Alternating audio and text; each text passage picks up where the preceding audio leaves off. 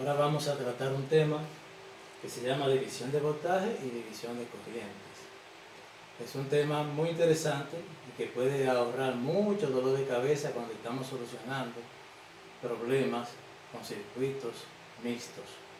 O sea, cuando hay una combinación de resistores en serie con resistores en paralelo y tenemos una cantidad apreciable dentro del circuito de estos componentes.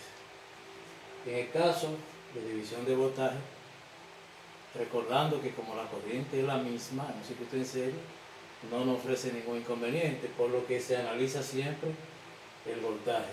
Si deseamos saber el voltaje de salida que hay en los extremos de R1 y sin tener que conocer el valor de la corriente, podríamos establecer lo siguiente, que el voltaje 1 va a ser igual al voltaje total multiplicando el valor de la resistencia, donde queremos saber la salida de voltaje, entre la resistencia total. El voltaje 2 va a ser igual al voltaje total multiplicando, en este caso, a R2 entre la R total. Y el voltaje 3 va a ser igual al voltaje total multiplicando a R3 entre la resistencia total. Una forma bien sencilla y no tener que entrar en una forma analítica para poder encontrar los diferentes voltajes de salida en cada uno de los resistores. En el caso de división de corriente, si queremos saber la corriente I1 en este caso,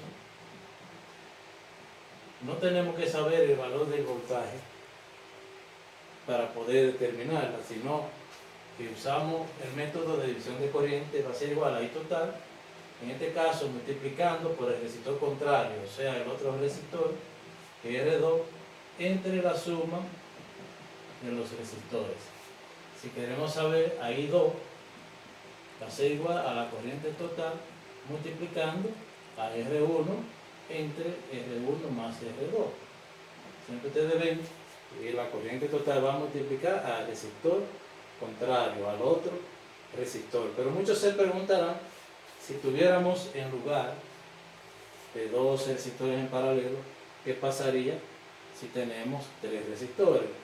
Podríamos primeramente buscar un equivalente de dos de ellos y luego ese equivalente lo relacionamos con el tercer componente y aplicamos dos veces la misma regla.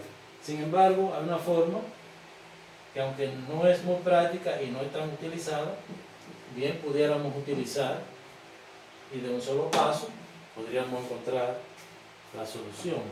Si tenemos tres resistores en paralelo,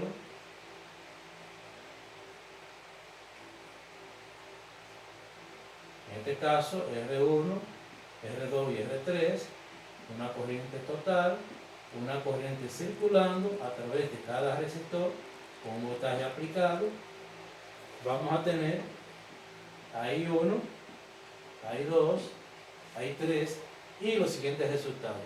La corriente 1 va a ser igual a la corriente total multiplicando al producto de los otros dos resistores. En este caso serían R2 por R3, dividiendo a la suma de los productos posibles, R1 por R2 más R1 por R3 más R2 por R3.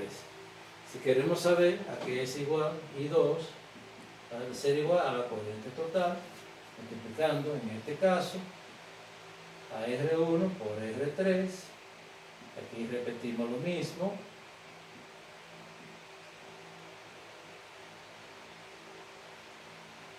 y finalmente I3 va a ser igual a la corriente total multiplicando a R1 por R2 y debajo el mismo denominador, la suma de los productos posibles.